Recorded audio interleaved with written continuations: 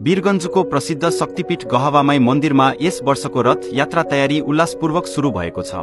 तेस्रो संस्करणको गहवामाई रथ यात्रालाई भव्य र ऐतिहासिक बनाउने लक्ष्यसहित आयोजक समितिले विभिन्न धार्मिक कार्यक्रम र आर्थिक संकलन अभियान सञ्चालन गरिरहेको छ।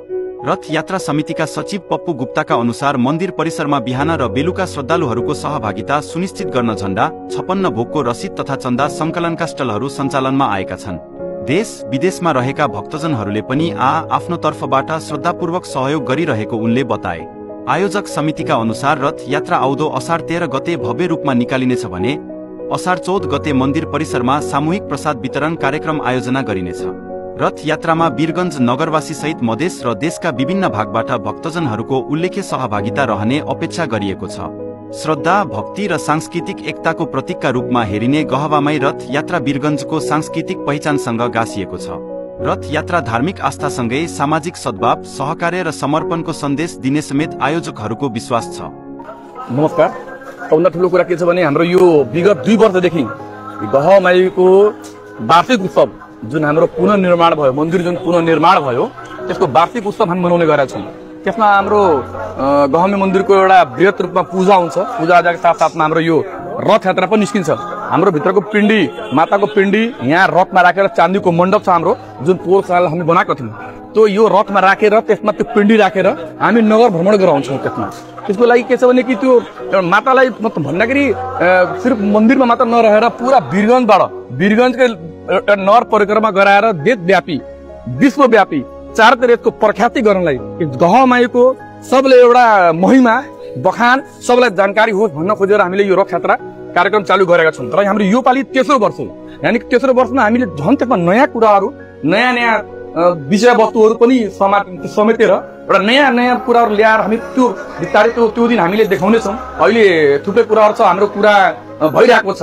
अब जस्तै हेलिकप्टरबाट फुल बर्साउनदेखि लिएर त्यसमा त्यो बाटोभरि त्यो नयाँ त्यो साजसज्जाहरू, त्यो गेटहरू बनाइदिने गरिदेखि लिएर अब रथको साजसज्जाहरू गरेर थुप्रै कुराहरू गर्नवाला छौँ। त्यो हामी बिस्तारै हामी सब फ्रेस आउट गर्नेछौँ बिस्तारै। यो रथ यात्राको तालिकाहरूले बताइदिनु कहिले हुन गइरहेछ र यो बाँकी तालिकाहरू कहिले? यो हाम्रो अब आजभन्दा ठ्याक्क यो असार 13 गते शुक्रबार त्यो दिन बिहान 7 बजे हाम्रो यो रथ यहाँ गहवामाई प्राङ्गणबाट निस्किनेछ।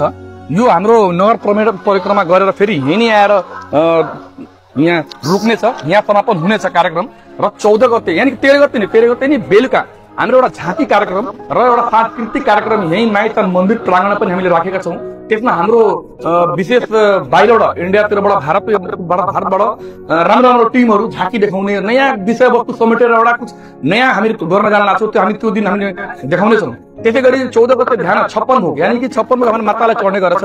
56 भोगमा जसले रसिद लिनु भएको छ उहाँहरूलाई चाहिँ आफ्नो 56 भोग ल्याएर चढाउने गर्नुहुन्छ उहाँ। र त्यही दिन फेरि बेलुका 4 बजेदेखि महाभण्डारा यानि कि लगभग यो पालि 50,000 देखि माथि बढी 50,000 भन्दा बढी हाम्रो श्रद्धालु भक्तजनहरूलाई हामीले प्रसाद वितरण गर्ने व्यवस्था मिलाउनेछौँ। यही प्राङ्गणमा यो एरियामा पुरा त्यो स्टलहरू राखेर हाम्रो यहाँबाट भण्डारा ग्राउन्ड नै यही हुनेछ। यही हाम्रो भण्डारा बन्नेछ र यहाँबाट सारा प्रसाद हामी वितरण गर्ने व्यवस्था पनि राखेको छ। यानि कि 13 गते बिहान रथ यात्रा, बेलुका झाँकी कार्यक्रम र 14 गते बिहान हाम्रो यो 56 भोग प्रसाद वितरण र त्यसपछि बेलुका हाम्रो यहाँ महाभण्डार 4वटा कार्यक्रम रहेको छ। र यो तपाईहरुले यो जुन रथ यात्रा गर्नुहुन्छ योमा चाहिँ खर्चहरू पनि धेरै लाग्छ। योमा चाहिँ तपाईहरुले आर्थिक संकलन र आर्थिक सहयोग यो कसरी जुटाउने गर्नुहुन्छ? हो, त्यो त हो। बिना भनिन्छ बिना अर्थ सब व्यर्थ।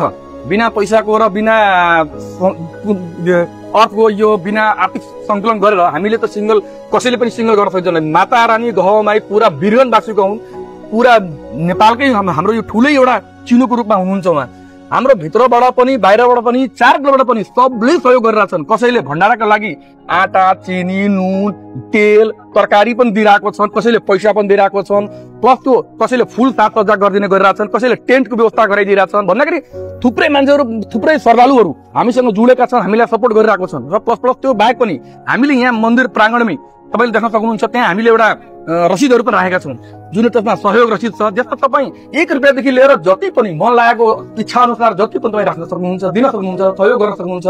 त्यो सँगसँगै हामीले एउटा ध्वजको पनि हामी राखेका छौँ। ध्वजमा हामीले झन्डा, दुपट्टा तपाईको यो थुप्रै कुराहरू छन्, चुडीहरू, सिंगार सामग्रीहरू भन्दाखेरि एउटा माता रानीले चढाउनु पर्ने जति पनि भेटहरू छ त्यो सबै हामी त्यसमा राखेर झोलामा राखेर प्याक गरेर एउटा 500 को हाम्रो ध्वजको एउटा रसिद छ त्यसमा हामी दिनेछौँ।